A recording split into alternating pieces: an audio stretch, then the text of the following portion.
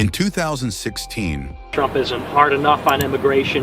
A quiet freshman walked onto the campus of Boston University and unintentionally stepped into a political firestorm. He arrived with a MAGA hat, a small Twitter account, and a belief system stitched together from YouTube channels and libertarian blogs. Just another conservative student, or so it seemed. Stopping Hillary Clinton. I do believe that freedom of expression in politics is something that helps us find solutions. Within months, he was being shouted at in dining halls, debated in front of hundreds, embraced by rising conservative influencers, and quickly exiled by them.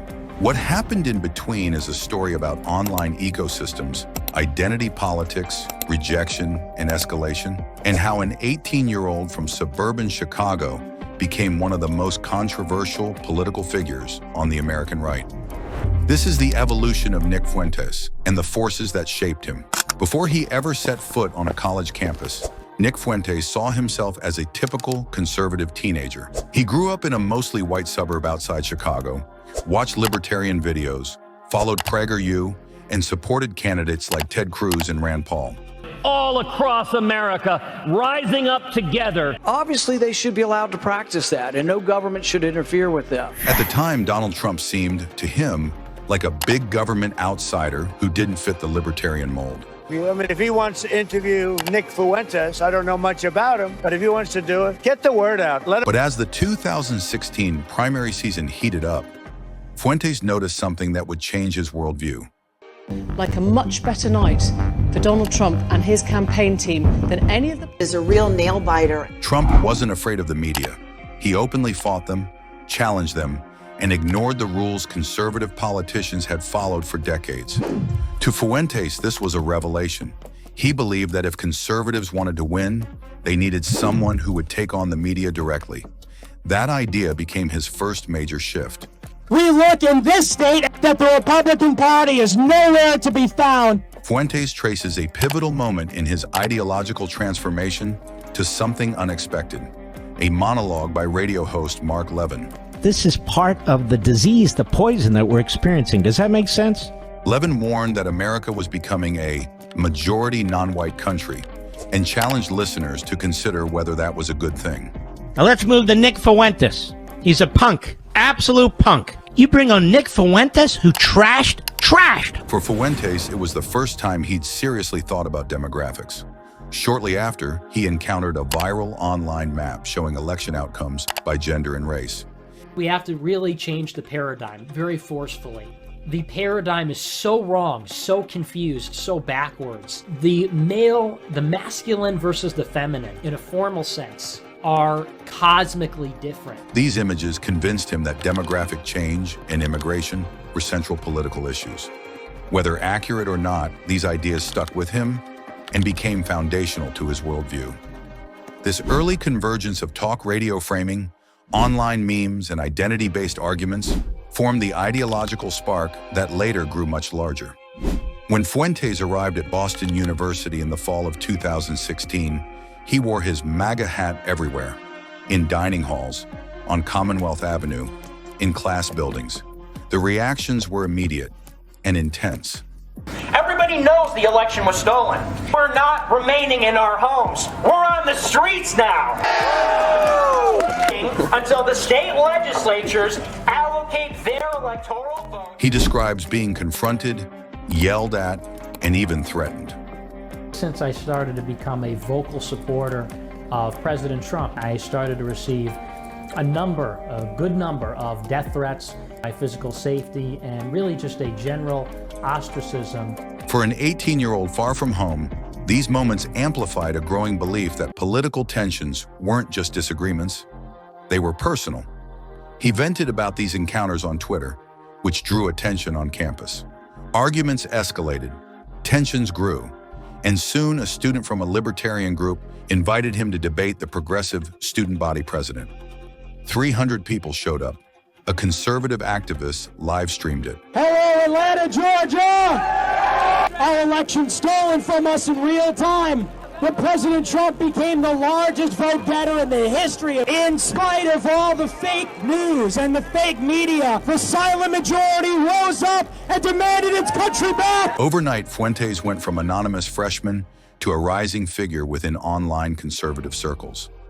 After the debate, Fuentes began communicating with conservative activists, writers, and influencers, including people tied to the Daily Wire and Right Side Broadcasting Network. He launched his first show and embraced the phrase "America First," inspired by Trump's inaugural address. But as his platform grew, so did friction. When Fuentes questioned U.S. support for Israel, criticized Ben Shapiro, and pushed back on certain conservative orthodoxies, relationships fractured. According to Fuentes, people who once encouraged him suddenly blocked him. Contacts allegedly pressured his employer, and in early 2017, his show was canceled. Rather than prompting self-reflection, these conflicts hardened his views. They became fuel for a new identity. After leaving college, Fuentes turned to independent streaming. Night after night from his parents' basement, he built an audience on YouTube. This period marked a dramatic shift. He no longer saw himself as simply conservative, but as a challenger to the conservative establishment itself. He began pushing themes like demographic identity, cultural nationalism, skepticism of America's foreign alliances, and a belief that mainstream conservatives were intentionally suppressing certain discussions.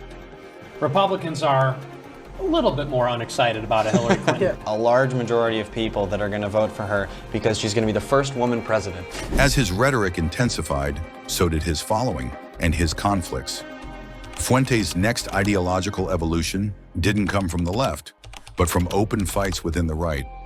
He criticized Republican figures he believed weren't authentically America first. He clashed with influencers and politicians who distanced themselves from him. And he saw disavowals as proof that conservative institutions were afraid of genuine populism. In some cases, Fuentes turned against candidates he once praised after they rejected association with him. To Fuentes, distancing was betrayal. To many others, distancing was self-preservation. This divide, between ideological purity and political strategy, became one of the defining tensions of his rise. So where did these beliefs come from? Maybe an online ideological ecosystem? He moved from libertarian channels to Trump forums to America First circles. Or was it hostile campus experiences? His public confrontations reinforced a sense of cultural conflict. What about the viral demographic narratives?